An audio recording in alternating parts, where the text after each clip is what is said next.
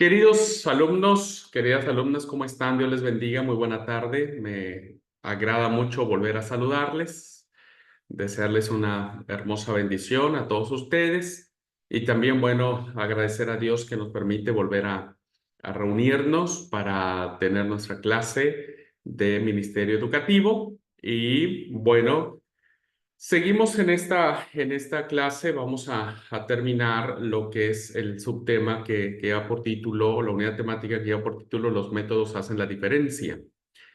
Y hemos visto hasta ahora cómo elegir la actividad de enseñanza que nos sea más adecuada o más propicia para poder afianzar la enseñanza que queremos compartir con nuestros alumnos, pues es la mejor elección o decisión que debemos tomar para que esto sea una realidad. Así que vamos a continuar reflexionando en este tema. Voy a compartir la pantalla y nos quedamos en esta parte de la pregunta: ¿cómo le hago para saber qué método de enseñanza debo escoger? ¿Qué método de enseñanza es el mejor para la verdad espiritual que quiero compartir con mis hermanos, ¿no es cierto?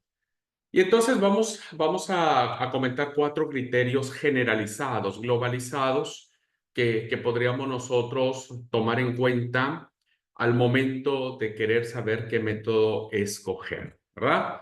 Entonces, el primer criterio práctico para saber qué método escoger tiene que ver con saber qué grado de maduración, de aprendizaje, de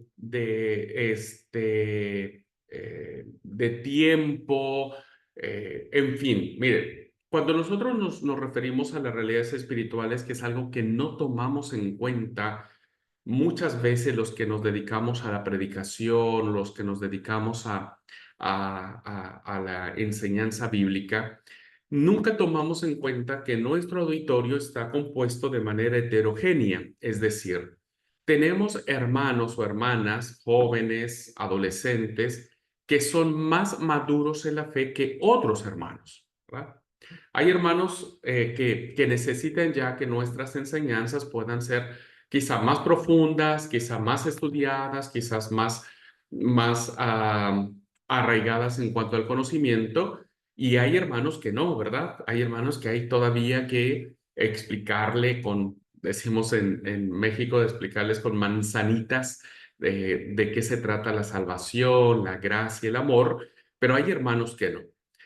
Entonces, siempre que nosotros armamos un sermón o armamos una lección, nunca nos ponemos a pensar en esos detalles y armamos un sermón o una lección pensando que todos están en el mismo nivel y que todos están bajo la misma circunstancia, que todos conocen todo, que todos conocen y hablan el mismo lenguaje, conocen las palabras que nosotros utilizamos, y la verdad es que no, ¿verdad? Siempre hay personas distintas a esto. Por eso el primer criterio tiene que ver con la edad y las habilidades de nuestros alumnos.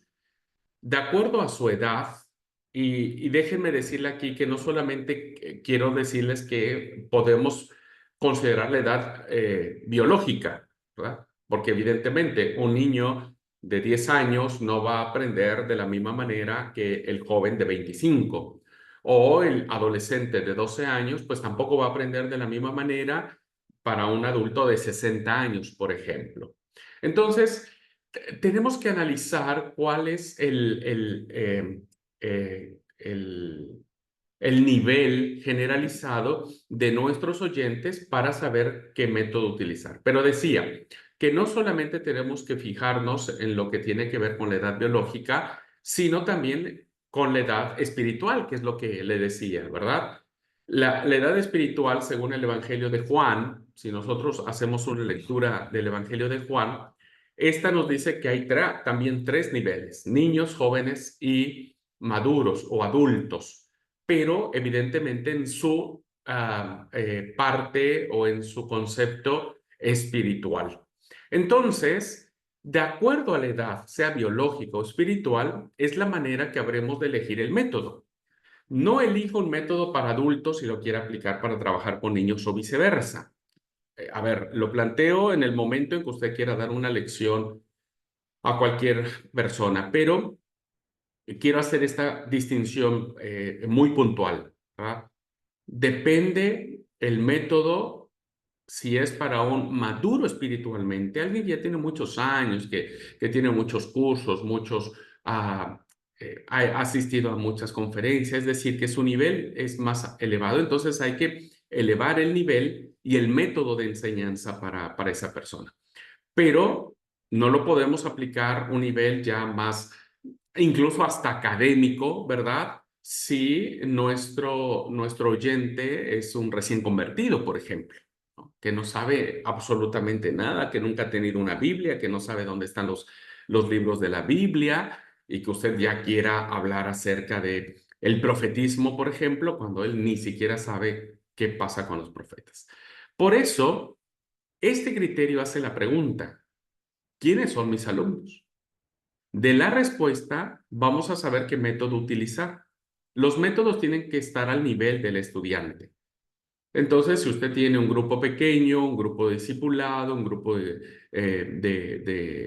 grupo familiar, si tiene niños, jóvenes, adolescentes, la pregunta es quiénes son. Entonces, siempre es bueno tratar de identificar el nivel cognitivo o de conocimiento de la Biblia que puedan tener nuestros hermanos para que a partir de allí digamos, no voy a empezar a trabajar desde muy profundo, sino vamos a cambiar el método y porque mi auditorio son hermanos muy inmaduros en la fe, entonces tenemos que cambiar el método, ¿verdad?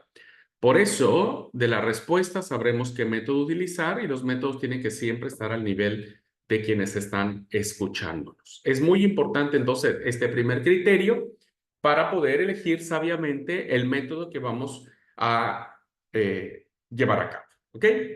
Segundo criterio, tiene que ver con cuál va a ser el propósito de la enseñanza de la verdad espiritual que yo quiero transmitir.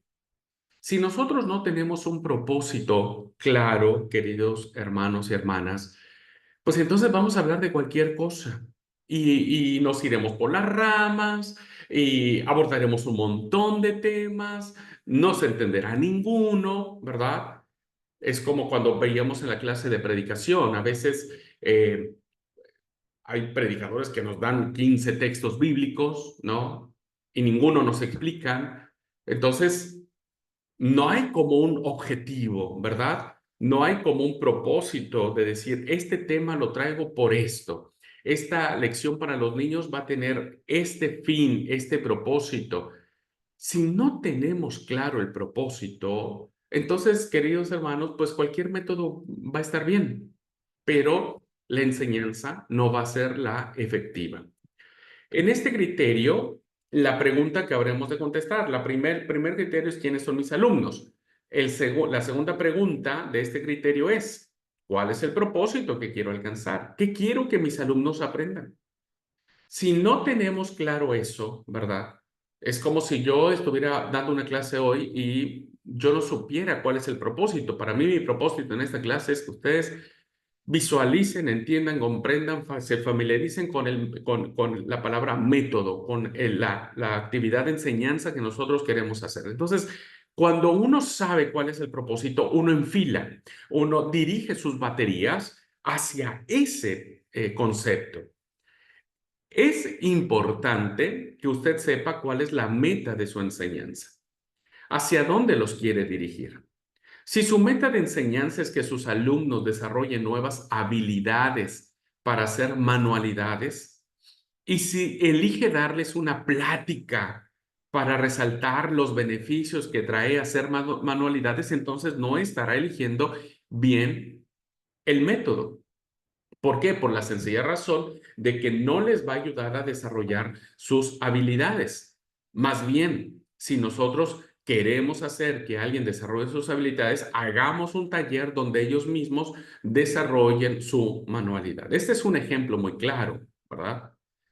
Entonces, la plática está muy bien, pero no me sirve de nada, ¿no? Es como lo que nos pasa muchas veces en los sermones. Siempre nos dicen que hay que amar, pero nunca nos dicen cómo. Siempre nos dicen hay que perdonar. Ya sabemos que hay que perdonar, pero nunca nos dicen cómo. ¿Qué pasos tengo que seguir? ¿Qué consejos prácticos tengo que llevar a cabo? Entonces nos quedamos solamente, viste, en lo abstracto, en lo subjetivo, en lo generalizado. Necesitamos aterrizar, pero evidentemente con un propósito. ¿Cuál es ese fin que yo quiero alcanzar? Por eso, en este ejemplo, si usted quiere que sus alumnos aprendan manualidades, no les dé una charla sobre qué lindo es hacer manualidades. Llévelos a hacer la manualidad. Entonces, si, insisto, si alguien tiene muy claro el propósito de la lección, pues va a tener muy claro hacia dónde quiere que sus alumnos enfaticen y reafirmen el conocimiento que pretendemos compartirles. ¿Ok? Entonces, segundo criterio, depende del propósito que tengamos de nuestra lección, será el método que vamos a elegir. El tercer criterio tiene que ver con lo que vamos a mirar la próxima semana, la próxima clase, que tiene que ver con la estructura del método ALMA, ¿verdad? La estructura del método ALMA. Cuando nosotros no tenemos una metodología, al menos lo más, puede ser lo más rústica o no sé si la palabra es correcta, lo más burda puede ser, pero que sea una estructura, que tenga un sabor de organización. Si no tenemos eso y lo tenemos claro en nuestra mente y nuestras ideas no se ajustan a esa estructura, a ese bosquejo, entonces vamos a hablar y vamos a decir cualquier cosa menos lo que realmente importaría en nuestra lección. Por eso quiero plantearles como propuesta de alternativa como método de enseñanza el método ALMA. Esto significa que vamos a descubrir un método de enseñanza que se denomina ALMA. Cada parte de este método necesita su propia actividad de enseñanza. Ya lo voy a desarrollar con mayor claridad la próxima clase.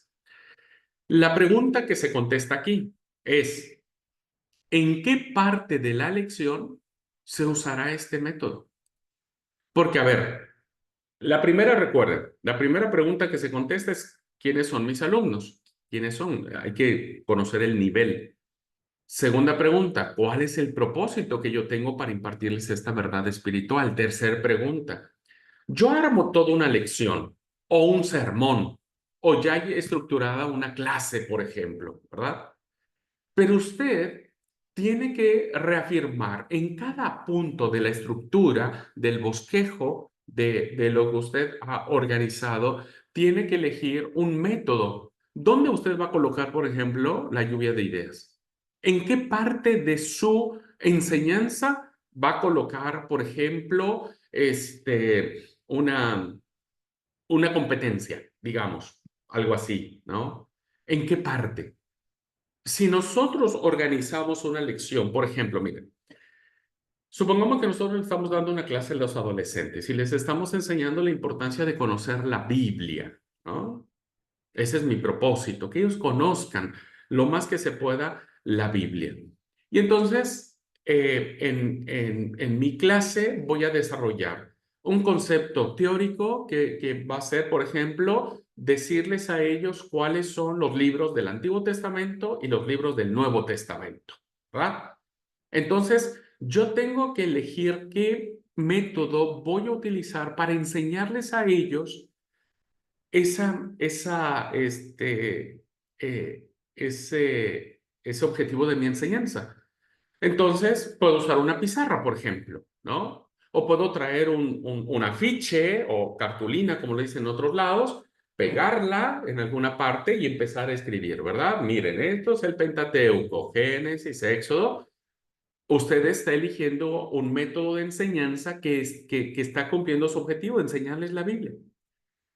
Pero resulta que usted también quiere que ellos más o menos aprendan a manejar su Biblia, porque hay chicos, hay adolescentes que ni siquiera saben manejar la Biblia.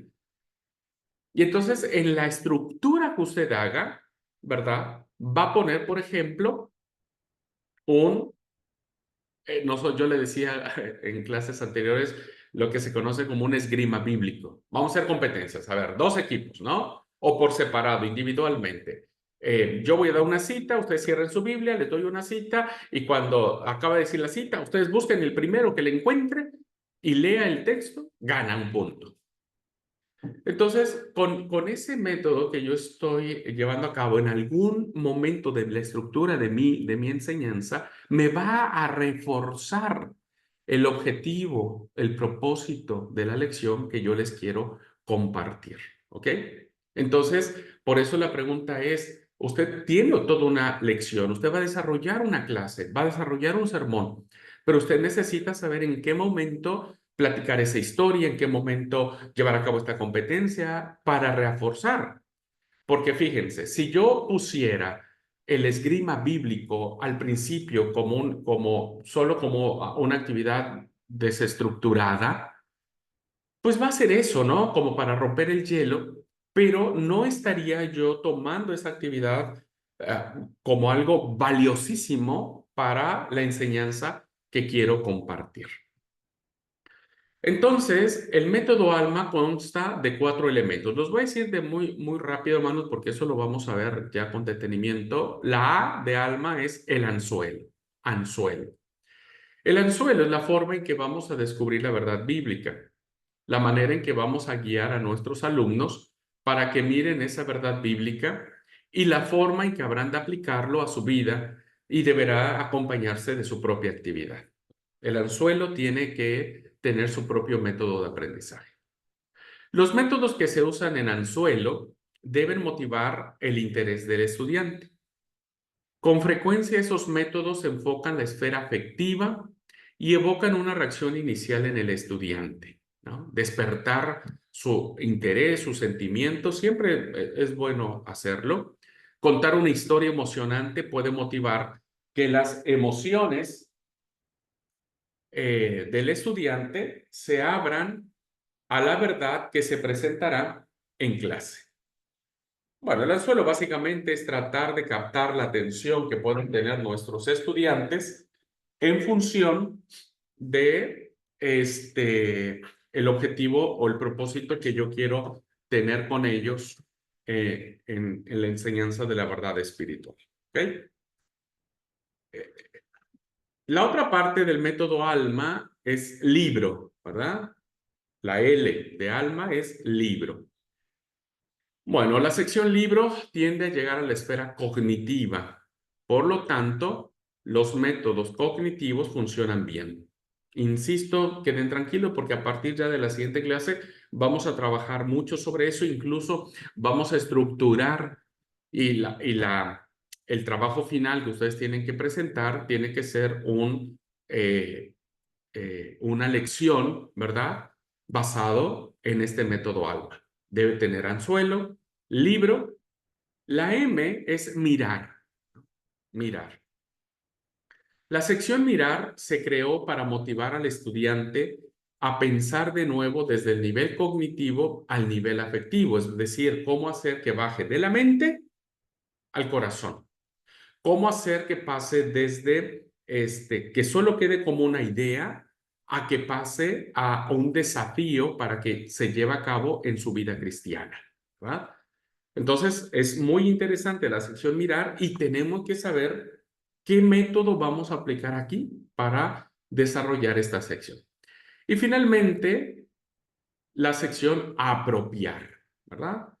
Que es donde ya cerramos la lección para que el estudiante o nuestros alumnos o los chicos o los miembros de la iglesia o nuestros discípulos puedan llegar al punto de transformarse, ¿verdad?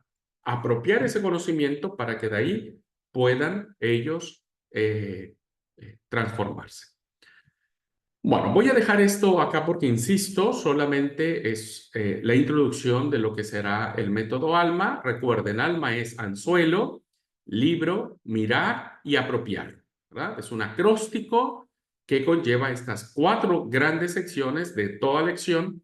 Y si nosotros logramos aprender este método, vamos a poder desarrollar lecciones de enseñanza de verdades espirituales mucho más efectivas, que queden en el pensamiento, en el corazón y que lleven a las personas a querer ser transformados.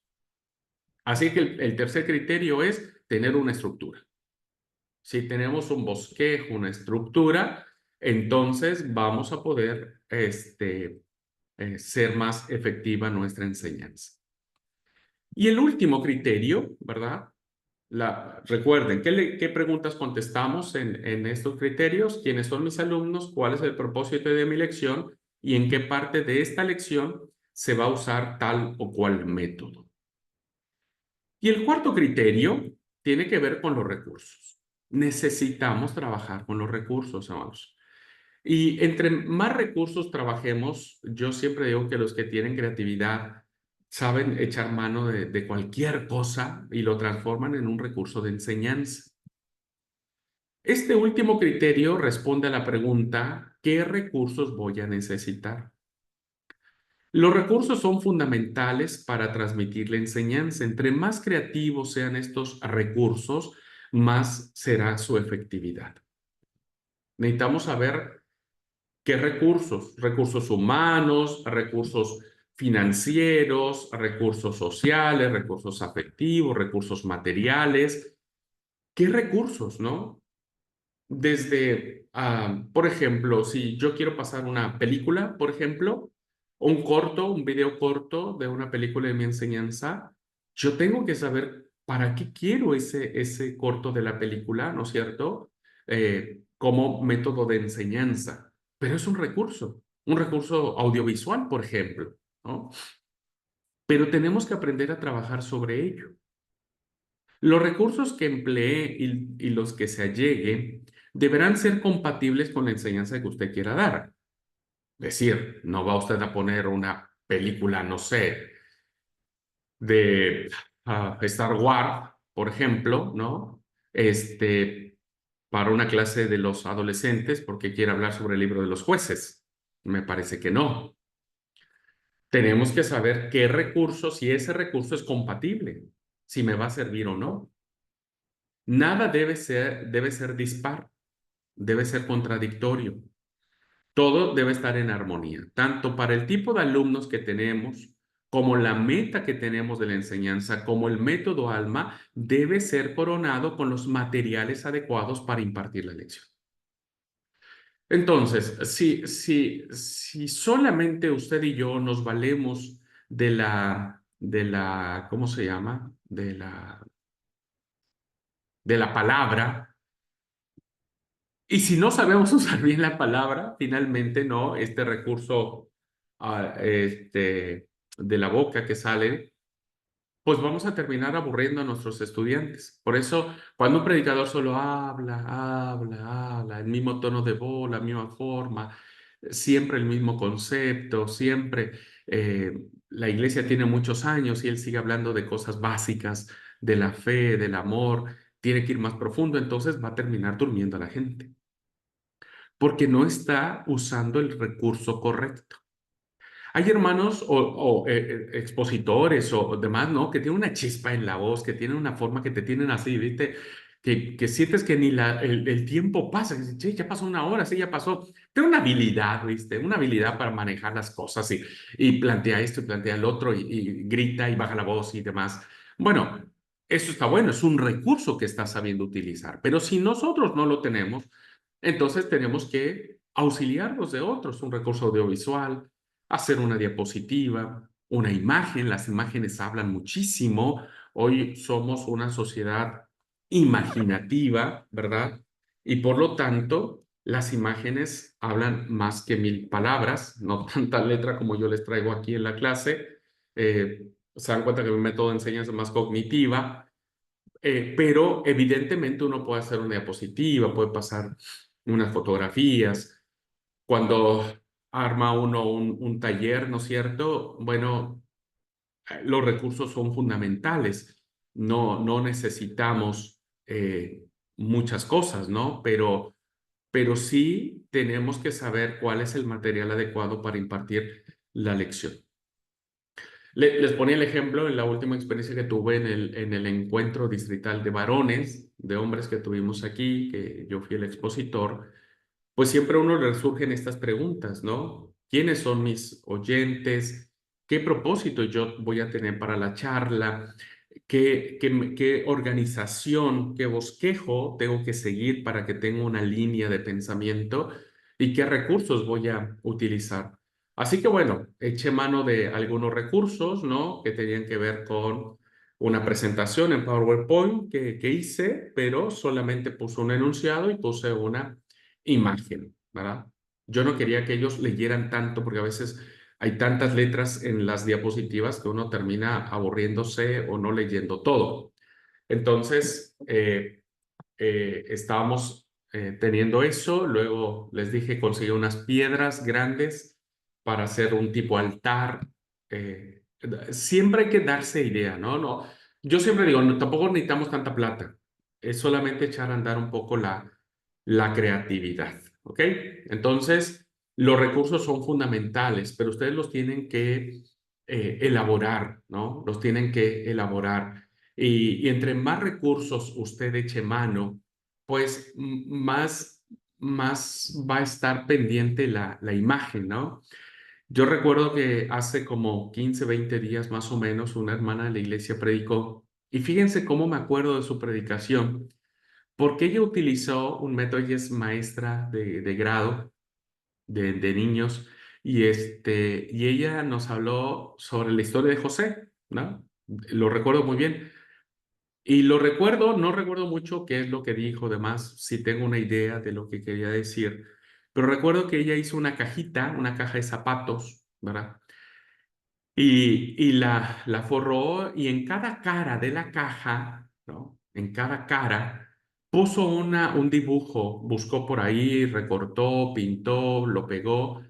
Y por ejemplo, cuando nos hablaba del momento en que José tiene, el copero y el panadero tienen el sueño y que José tiene que interpretarlo, nos puso el dibujo de un panadero, de un copero, una copa y José y demás. Y cuando seguía a la otra, ¿no es cierto? Cuando es coronado como gobernante, movía la cajita, ¿viste? Y ponía en la otra cara, nos dejaba mirar a José ya investido como faraón. Son recursos, hermanos, que necesitamos echar mano como para saber. El problema es, o el desafío es saber cómo hacerlos, ¿verdad? Cómo aplicarlos, cómo llevarlos a cabo. Entonces, entre mayor sea la efectividad de la aplicación de los recursos, pues mucho más será fijada la enseñanza. Así que estos cuatro criterios, queridos alumnos, pues nos ayudan a entender más o menos prácticamente qué métodos podemos estar eligiendo, ¿ok? Y ahora voy a compartir de manera práctica 6 métodos para que uno pueda compartir la enseñanza, ¿no? 6 métodos, 6 propuestas. Hay muchas más, pero estas 6 al menos ustedes las tendrán en el radar de su pensamiento, ¿no? Y cuando armen una lección, den una charla, o prediquen o demás, bueno, ustedes puedan echar mano de alguno de ellos. A continuación, le daremos 6 métodos para que usted lo considere al momento de planear la lección que habrá de brindar. Como ejemplos. Primero, cuenten historias. Contar historias es re lindo, ¿verdad? No solo leerlas, sino escucharlas. ¿Por qué las historias son tan importantes al momento de la enseñanza? Porque las historias, hermanos, si se saben contar, ojo, ojo, si se saben contar, las historias crean interés. Las historias entretienen, instruyen, ilustran, motivan, desafían, dan el ejemplo, tocan el corazón, enseñan. Las historias cambian a los oyentes. Por eso es importante contar historias. Pero vuelvo a repetir, el que sabe contarlas, ¿no? Es por eso que los maestros deben aprender a contar historias como parte de su repertorio de enseñanza. Vale la pena recordar unas pocas palabras de consejos.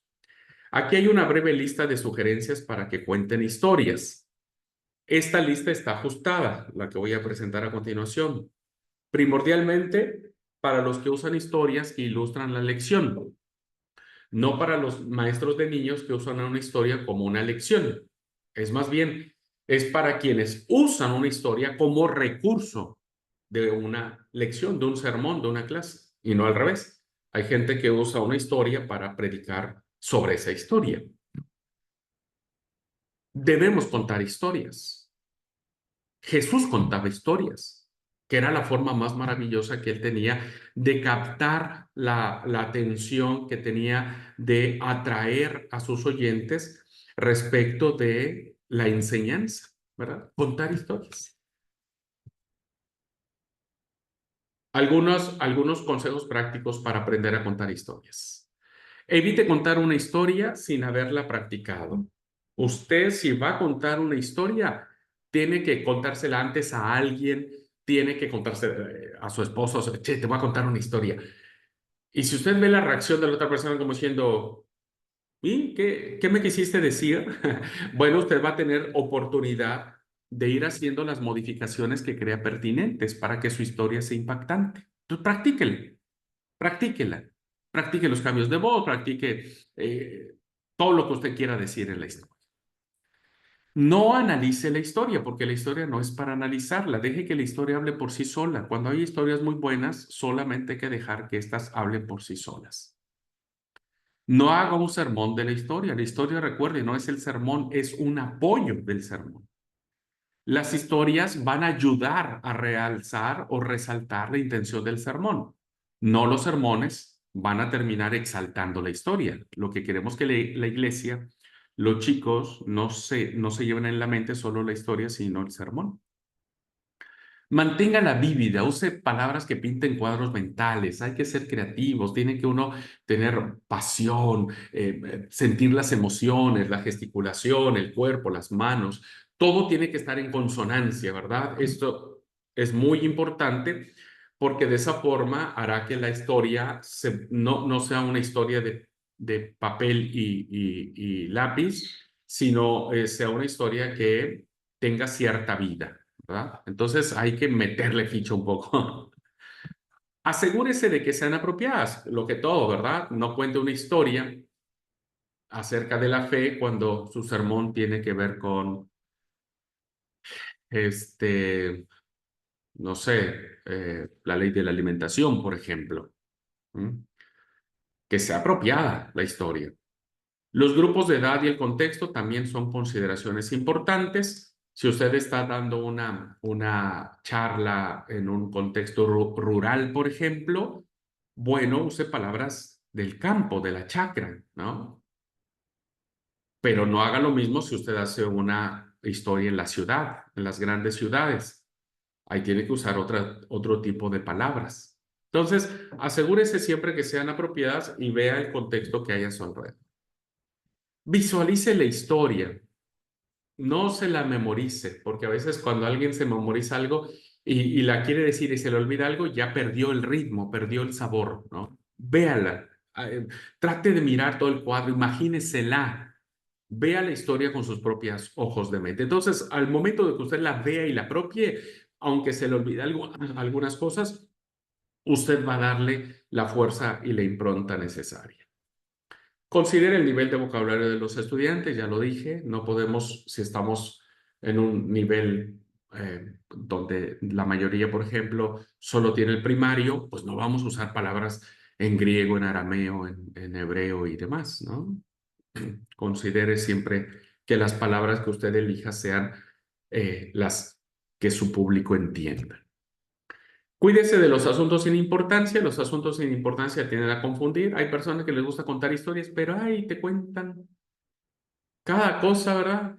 Se van por las ramas y terminas aburrido y terminas confundido y ya no sabes si está hablando de Pedro, de Juan, de Andrés, de Jesús, de Pablo. Entonces, Hay que tener mucho cuidado de no irse por las ramas y tomar lo importante.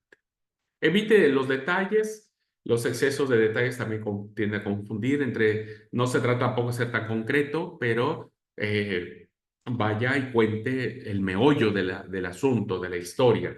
Si ustedes leen la parábola del hijo pródigo, es una parábola que tiene muchos detalles que pudo haber contado Jesús, pero se concretizó e hizo que esta parábola sea lo que es hoy. No haga uso excesivo de los objetos de ilustraciones. Deje que las palabras sean las que comuniquen. Evite pedir reacciones. ¿Les gustó? ¿Le entendieron? ¿Se aburrieron? No. Si usted contó bien la historia, bueno, deje que ese objetivo de su historia pueda ir creando en la mente de sus oyentes el efecto deseado. Y finalmente, no ilustre una historia. Las historias dentro de otra historia tal vez funcionen por escrito, pero no al momento de plantear. No cuente una historia dentro de otra historia. Es una historia y solo hay que concretizarnos a contar esa parte de la historia. ¿Ok?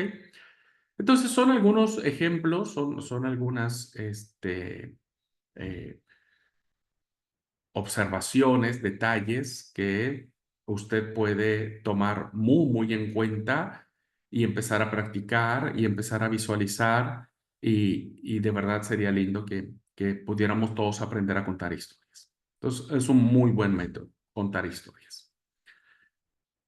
Segundo método que le propongo para que usted tome en cuenta al momento de una enseñanza. Preguntas provocativas. Las preguntas permiten o no obligan a las personas a pensar y a responder. Las preguntas son parte esencial de la estrategia de enseñanza. Es importante formular preguntas que sean abiertas y desafiantes. La pregunta provocativa es la llave para que el estudiante responda. Las preguntas deben probar el pensamiento y motivar otros diálogos. Las preguntas cerradas tienen respuestas de palabras solas que están bien o mal. Por lo general, apenas proveen poca información y no permiten más comunicación. ¿Entendieron lo que les dije? Sí. Bueno, esa es una respuesta cerrada, es una pregunta cerrada con una respuesta cerrada, ¿verdad?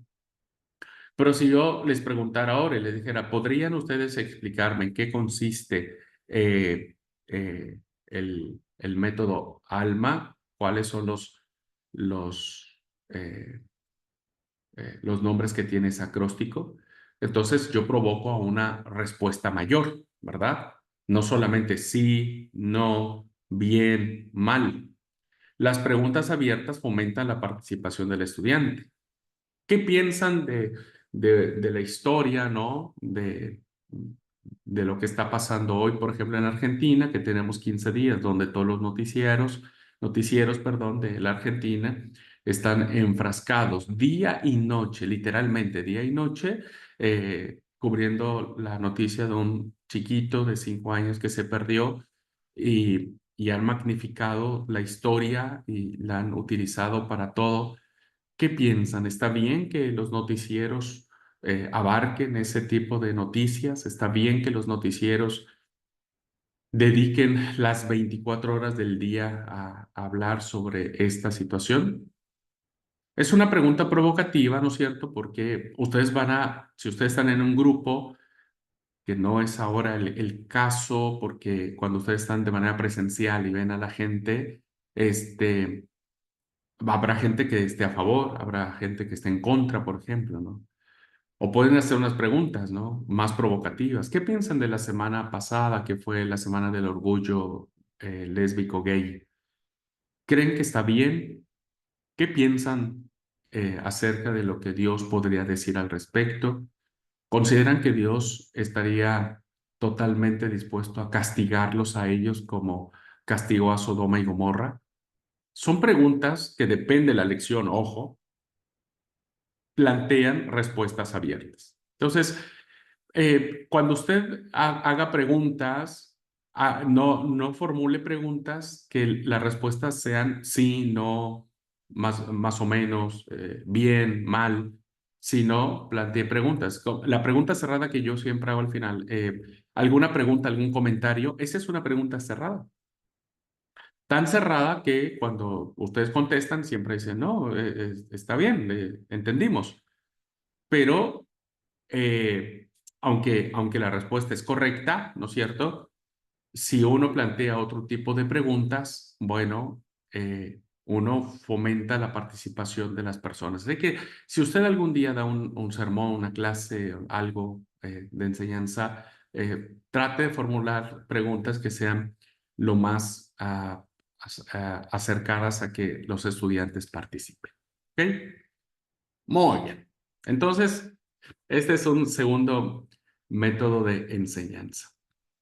Tercero, un tercer método es los casos de estudio, que son las cosas que pasan habitualmente y que está bueno plantearlo como un problema. Los problemas de ética, por ejemplo, que ustedes tuvieron en clase, ustedes se plantearon diversos temas que les permitieron expresar su punto de vista. Los casos de estudio son un tipo de historias donde se brinda información sobre la vida de una persona. Cuando usted presenta un estudio de caso, voy a hacer un resumen de todo lo que está aquí. Es solamente para generar la interacción y motivar a que sus alumnos determinen criterios éticos, por lo regular, criterios éticos, ¿no? Entonces, por ejemplo, eh, un asunto de caso, ¿qué haríamos como iglesia, por ejemplo? Presento un caso. La iglesia, el templo de la iglesia está en una avenida, calle Reconquista, 4083. Pero resulta que los viernes, cuando hacemos el culto de oración a la noche, en la esquina de la iglesia se junta un grupo de prostitutas para ofrecer su servicio sexual. Este, ¿Qué creen ustedes que debería hacer la iglesia? ¿Qué acciones deberíamos tomar al respecto? Entonces se plantean varias opciones, ¿no? Llamaríamos a la policía para que los quiten, presentaríamos una carta con el intendente para que las reubiquen, no haríamos nada y dejaríamos que lo hicieran, invitaríamos a las prostitutas a que vinieran al culto. Entonces, este es un estudio de caso que cuando uno lo plantea en un grupo, en un círculo, entonces ahí se plantea la idea de decir, bueno, aquí estoy, es mi postura, pienso que deberíamos hacer esto. Bueno, a ver la otra persona qué pensaría, ¿no? Todos los casos de estudio son una forma excelente de generar interacciones y opiniones en la clase, ¿verdad? Lo mismo pasa, por ejemplo, en algún texto bíblico. ¿Qué piensan sobre el texto donde dice que Pablo le pide a las mujeres que se callen y que no hablen en la congregación y que si tienen alguna pregunta lo hagan en casa con sus maridos? Entonces, abrís el abanico, ¿no es cierto? Y son interesantes porque las personas empiezan a meterse en cuestiones prácticas, ¿verdad? El caso o la historia debe seleccionarse con cuidado para ofrecer a los estudiantes las oportunidades de aplicar una variedad de técnicas de análisis, ¿no? Entonces, ustedes como moderadores van guiando el momento, ¿verdad? Y van generando otras preguntas, ¿no? No, yo escribiría una carta al intendente para decirle que retiren a estas mujeres prostitutas y que no estén cerca de la iglesia. Entonces, ustedes como moderadores dirían, bueno, ok, ¿consideras que esa acción que vos estás planteando de hacer una carta reflejaría correctamente el espíritu cristiano? Entonces lanzamos otra pregunta que motive la reflexión, que motive el análisis. ¿Me explico? Entonces, con base en eso, pues se empieza a generar y se empieza a crear la charla, el debate, pero ojo, ojo, ojo, no se trata de generar debate por generar debate y al final todos queden peleados y todos queden sacados de onda. No, recuerden que estamos eligiendo nuestro método con base a la lección que nosotros armamos. Entonces debemos llevar consigo una conclusión, ¿verdad? Si no, la verdad que terminaríamos haciendo mil cosas y que no servirían de nada, ¿no es cierto? Y que terminarían lastimando a las personas y bueno, de eso no se quiere. Entonces, tercer método, este es uno de los métodos muy buenos, eso se utiliza para grupos pequeños por lo regular. En la iglesia también se puede usar, depende si la congregación es muy grande, hay que saber manejar los tiempos, las preguntas, pero se puede llevar a cabo, ¿no? Cuarto método de enseñanza, comentarios. Bueno, formular preguntas, ¿verdad? Mantiene al grupo siempre charlando, siempre diciendo. A veces en los grupos hay personas que monopolizan la charla y ellos solamente quieren hablar y solo ellos quieren participar y solo ellos quieren leer la Biblia y solo ellos quieren. Y eso hace que el resto pues no hable, ¿verdad? Entonces, tenemos que motivar a nuestros escuchantes o alumnos o como querramos llamarles, a que pueden hablar, ellos también tienen que compartir. Los comentarios son apropiados en el proceso de la enseñanza porque van a proporcionar que el grupo en su conjunto explore el significado y las implicaciones de un pasaje, de una historia bíblica, de una postura que pudo haber tenido Jesús, por ejemplo, que tuvo Pablo, que tuvieron los profetas, etcétera. Entonces, tratemos de motivar a que nuestro grupo charle, comente, dialogue, siempre con respeto, siempre diciéndoles, aquí nadie se va a burlar del comentario de nadie, ¿no es cierto? Vamos a ser muy respetuosos de esto y vamos a tratar de que esto nos edifique a todos. Entonces, bueno, cuando veas que alguien está monopolizando en la charla, voy a decirle, ok, a ver, permíteme un momentito, y quiero preguntarle ahora a Amanda. Amanda, ¿qué vos pensás, no? O decirle, bueno, ok, después de que le pregunte a Esther su opinión, yo te voy a dar oportunidad que vos brevemente me digas lo que piensas. Entonces, no, con mucho cariño, tacto, respeto, pero la idea es generar un ambiente en el cual pues la mayoría de nuestros alumnos puedan expresarse, ¿no? Entonces, Charlie, ¿qué piensa del sermón? ¿Qué le pareció esa idea que yo planteé en el sermón, por ejemplo? Eso no lo hacemos nosotros, ¿verdad? No es parte de... Cuando el predicador termina de predicar, se baja del púlpito y listo, ya está. No hay charla, no hay comentario, no hay nadie que diga estoy de acuerdo, no estoy de acuerdo, no lo entendí, me podría volver a explicar. Porque bueno, la estructura del sermón es así, ¿no es cierto? Es como pues un monólogo donde solamente una persona habla y ya. Pero eso se rompe cuando dentro del propio sermón, como actividad de aprendizaje, elegimos un método que haga que los hermanos hablen. Y eso puede ser dentro del sermón. Ujú. Con preguntas, insisto, inteligentes, no preguntas cerradas, preguntas abiertas, etcétera. Ujú. Bueno, los comentarios son interesantes. Quinto, grupos de intercambio. Los grupos de intercambio son pequeños grupos a los que se les asigna un pasaje de la escritura, una lista de preguntas para comentar juntas. Esto es muy común que se hace en las lecciones de enseñanza, ¿no? Se arman grupitos, se les da una consigna, que hagan un resumen, que charlen entre ellos y que digan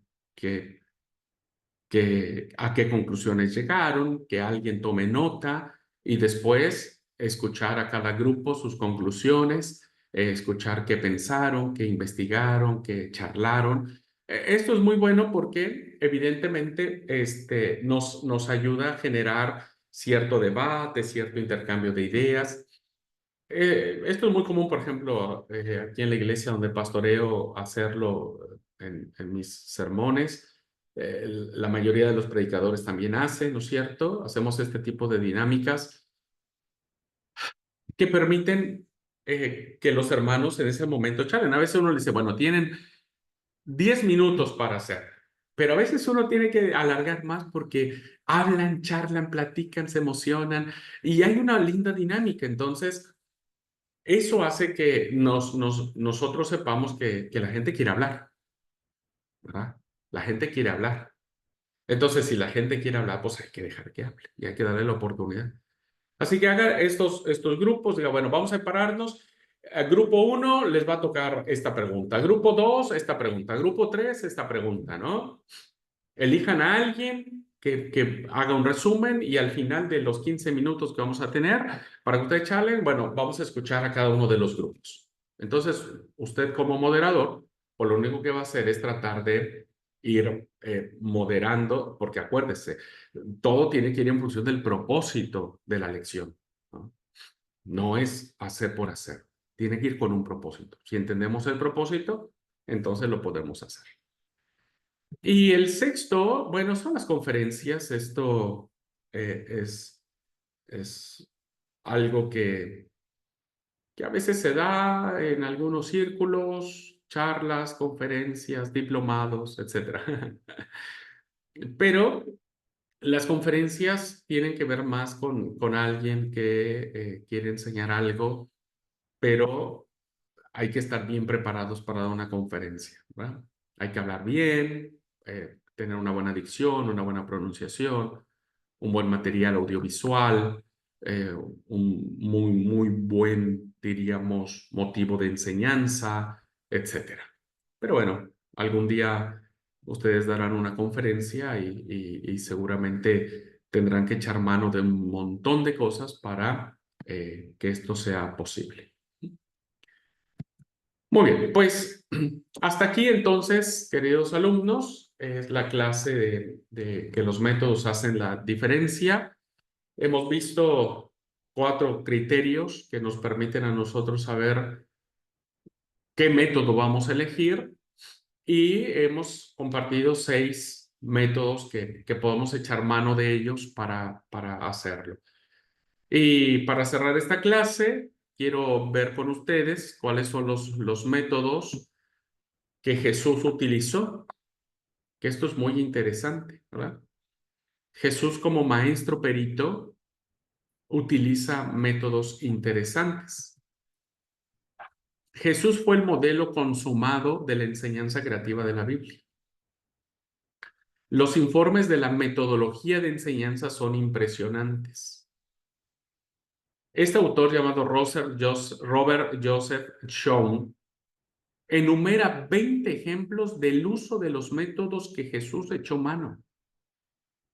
Entonces, fíjense, es interesante. Jesús es el mejor ejemplo que tenemos para saber cómo tomar en cuenta los métodos, cómo echar mano de ellos y hacer que la enseñanza sea significativa.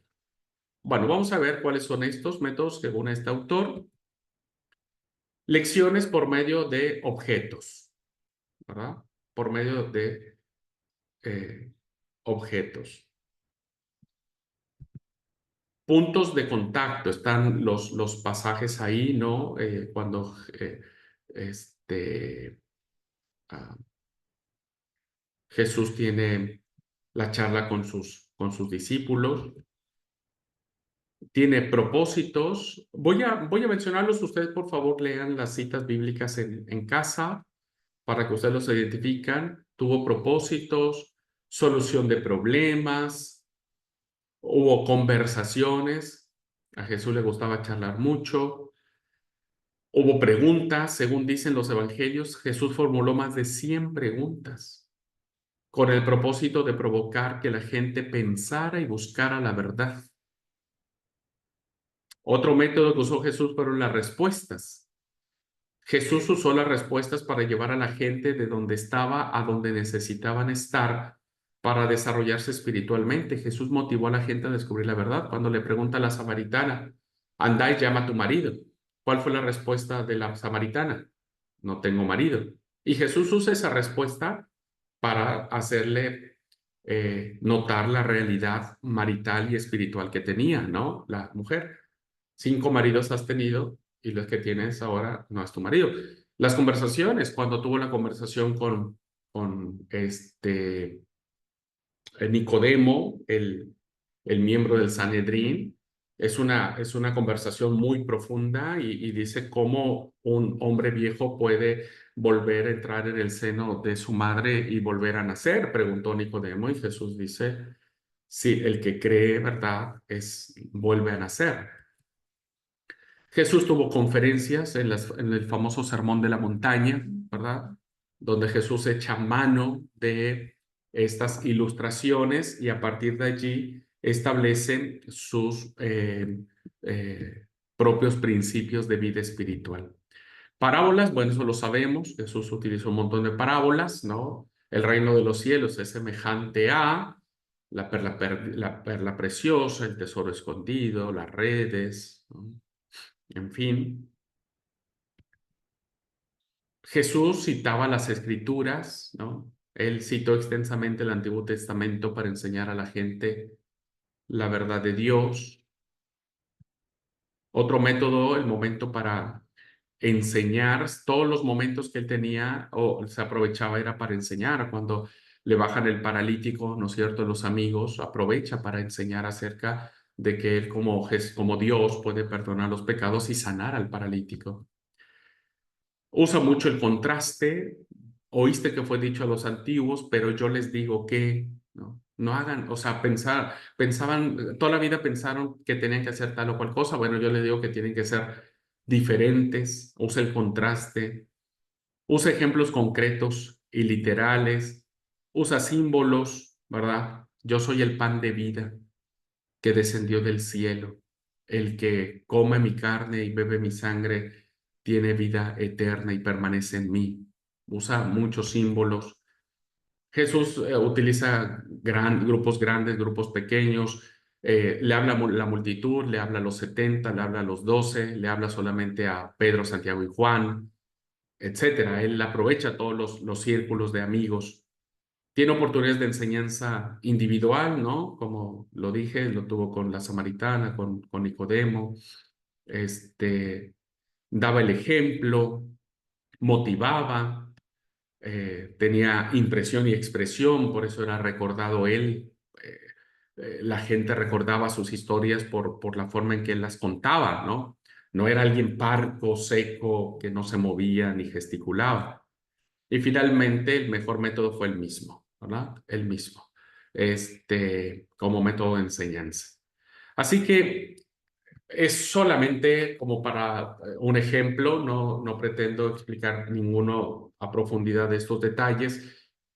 Solamente quiero mencionarles que la idea es que Jesús fue un maestro que usó el método correcto, en el momento correcto, con la enseñanza correcta, y el resultado fue el correcto. Entonces, yo creo que si nos esforzamos y empezamos a generar este tipo de métodos de enseñanza que reafirmen las verdades espirituales, pues haremos que nuestros hermanos, nuestros jóvenes crezcan en Jesús, nuestros adolescentes crezcan en la palabra, que los niños aprendan correctamente de Jesús y del amor de Dios, etcétera, etcétera. Y haremos un montón de cosas que nos ayuden a cada uno de nosotros a ser mejores. ¿Ok? Así que bueno, hasta aquí, queridos alumnos, sería nuestra clase acerca de que los métodos hacen la diferencia, hacen la diferencia. Eh, Voy a hacer la pregunta cerrada. ¿Alguna pregunta? ¿Algún comentario? De las experiencias que han tenido, Esther, Amanda, ¿qué métodos echan mano ustedes al momento de dar una enseñanza? ¿Cuál es con el método con el que se sienten más familiarizadas para dar una enseñanza?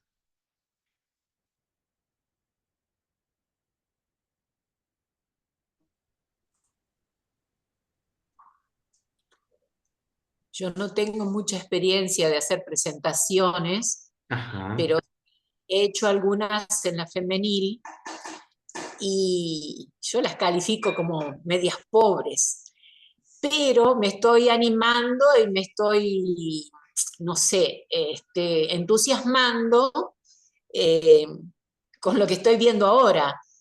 Y bueno, tengo cada vez más propuestas. Me ponen a traer la reflexión en la reunión de oración. claro. Y, y bueno, y como que en un trimestre me pone 2 veces y yo le digo al pastor, 2 veces me pones. ¿Y qué querés? Me dice. Y algunas veces me ha pasado que cuando algunas hermanas traían la reflexión y abundaban mucho sobre cosas que son tan obvias y que después uno se da cuenta que se quieren mostrar, y yo dentro de mí decía, pero si yo algún día hablo, no voy a hablar así y voy a decir tal cosa y tal cosa. Y yo ahora me digo yo a mí misma, ahora tengo la oportunidad, hacelo. Claro. Y bueno, un poco me gusta buscar los significados de lo que quiere decir cierta cosa que aparece en la escritura. Y bueno, me pasó el sábado que estaba escuchando y deseaba tener la Biblia de estudio para buscar ciertas cosas, ¿no? Y bueno, me parece que puede llegar a ser llamativo para mis hermanos también si llego a exponer algo. Entonces, Claro. bueno, por ahora me fijo en eso. No sé, ahora tengo que hacer una presentación tengo que traer la reflexión de la reunión de oración en septiembre. Y bueno, o es libre el tema, bueno, estoy pensando en que si oramos como Jesús pretende que oremos como hijos de Dios, ¿no? Y bueno, voy a tener que buscar en lo que se refiere a eso, a la vida espiritual, a ver si solamente conformamos al público de la iglesia y al pastor y listo. Que sea Claro. más profundo, estamos, ¿no? Basarme en eso. Y bueno, ahora tengo, tengo los métodos para mirarlos y buscar en ellos también. Claro, claro, claro, ahora, a ver, esa bendición que tiene ahora de decir, bueno, tengo hasta septiembre, tiene tiempo re suficiente como para armar la lección, armar el método de enseñanza que usted que quiere plantear, ¿no es cierto?, en ese momento, y, y atreverse, ¿no? Atreverse. Claro, Usted dice, sus presentaciones en PowerPoint son muy pobres. Y no sé, Esther, si las comparamos como que antes usted no hacía ninguna, no son pobres bajo ninguna circunstancia. Ha dado un paso gigantesco. Va en el camino correcto. Ahora hay que ir mejorando, ir aprendiendo y bueno, no solo son las PowerPoint, pueden ser otras actividades. Nosotros, por ejemplo, acá le comento, en la iglesia, cuando tenemos momento de oración, hacemos varias actividades ¿cómo se llama? De enseñanza y que tienen que ver básicamente con orar unos por otro, por ejemplo, ¿no? Los pongo en parejas para que oren. Entonces, eso va a depender muchísimo de la creatividad suya, pero yo sé que le va a salir re lindo. Así que ánimo, Esther, ánimo. Y de a poquito, si le van poniendo más, usted no diga eso de que otra vez me pones. No, no, no. Usted ya con todo esto, usted le tiene que decir al pastor, poneme más seguido porque tengo como 50 métodos ahí en fila y ya quiero ponerlos en práctica. Entonces, eso va a ser muy lindo porque como usted no va a repetir ninguno, ¿verdad? La gente entonces no va a decir, ay, otra vez Esther. No, la gente va a decir, che, Esther, va otra vez. Y Esther siempre trae algo nuevo. Eso es lo lindo. Así es que ánimo, Esther. Le va a salir re linda la reflexión. gracias. Bueno, querida Amanda, Bueno, pues ahora mismo digamos que no tengo, pues no estoy como ejerciendo algo así como de enseñanza en la iglesia, pero en su momento cuando estuve en el arte de enseñar, creo que la mayor el mayor método que se aplicaba en ese entonces era el de las historias, el de contar historias. Ujú. Y obviamente detrás del de contar historias, pues están las preguntas, el de preguntas, ¿no? Porque pues uno pregunta acerca de la historia que escucharon o el complemento de aquellos que piensan sobre la historia. Pero, digamos, nosotros tenemos en la iglesia los ayunos que son los primeros, el primer domingo de cada mes. Ok. Y allí nosotros vemos varias, cuando se da la enseñanza, porque no solamente el ayuno es oración, sino también hay una enseñanza. Y venimos pues, o el pastor tiene unos temas y los venimos trabajando en los determinados meses. Y hacemos el de los grupos de intercambio. Entonces, ahí también se hace las oraciones, se hace la reflexión por grupos. A cada grupo le corresponde un determinado pasaje bíblico, bueno, en lo que tenga el pastor pues programado. Y de acuerdo a esa lectura, se hace como la reflexión y hay un líder que explica la reflexión. Hay otro que se ha visto también dentro de la iglesia, sobre todo cuando les toca el culto de acción de gracia a los niños. Ellos hacen más, o a los niños o al grupo de enseñanza, ellos hacen como más dinámico todo el tema. Entonces ellos hacen la explicación, luego hacen como unas ruletas de preguntas y arman grupos y toda, o sea, no es el culto que las banquitas todas uniditas y todo ordenadito, no. Se arman círculos y son 4 o 5 grupos y están, pues, o sea, se hace como un concurso, ¿no? De lo que se entendió en la explicación inicial y las preguntas salen en ruleta y el que logró de los grupos ganar ese concurso, entonces hay la vianda o el refrigerio que se tenga al final, pues entonces se ganó el refrigerio. Entonces son como cosas como interesantes que uno ve que se esfuerzan tanto los maestros como los que dan el estudio o la clase o la predicación, que se esfuerzan para que sea dinámico, que sea cada vez diferente, y que pues sea como de interés para todos. Y concordará conmigo que de alguna otra manera esa variedad, ¿no es cierto?, de métodos hacen interesante, hacen llamativa la enseñanza. Si el método está bien hecho, si el método está bien elegido, porque insisto, no todos los métodos son buenos, ¿no es cierto? O sea, hay que, con mucho Saber cariño, que claro, no poner un método solo para entretener a la gente, porque bueno, eso tal vez, si nuestro objetivo de la enseñanza es pasarla bien, y sí, pone cualquier método que entretenga a la pero gente, ¿no? aprender, pero Claro, aprender. claro, pero si tiene alguna enseñanza, sí, habría que elegir un buen método, llevarlo a cabo bien, y eso ayuda un montón a reafirmar o confirmar la verdad espiritual que nosotros estamos planteando. Y lo hace interesante, ¿no? Y lo hace como diciendo, qué lindo, dan ganas como de ir otra vez, pero si seguimos un patrón de enseñanza monótona, aburrida, siempre lo mismo, ninguna sorpresa, ninguna algo, tampoco se trata de martirizar a la gente, decir tenés que ir, es tu obligación, si no vas te vas a ir al infierno, porque aparte que el infierno no existe, pero a veces la gente termina yendo por obligación, por compromiso, y queremos que la gente vaya a aprender porque quiere aprender. Y eso va a depender muchísimo de nosotros como maestros de la enseñanza, como alguien que está dispuesto a compartir. Así que bueno, el desafío para mi hermana Esther es que ella pueda sacar adelante su reflexión, y el desafío para mi hermana Amanda es que hable con el pastor, dígale, pastor, necesito que usted me ponga un día a dar una enseñanza. Quiero dar una lección a quien sea, pero quiero dar. Así que esos son los desafíos, ¿ok?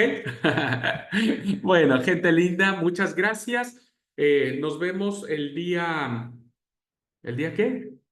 Jueves, ¿verdad? El día jueves. Pues, Nos vemos el día jueves, ¿ok? Y ahí vamos a empezar a desmenuzar esta propuesta que tal vez a Amanda le sirva como una guía, ¿verdad? Para desarrollar su enseñanza a través del método ALMA, ¿ok? Y sobre ese vamos a trabajar. Bueno, les mando un gran abrazo, deseo que Dios les bendiga y que pasen una linda y bendecida tarde para cada una de ustedes. Bendiciones para todos, hermanos. Paz. bendiciones. Tienes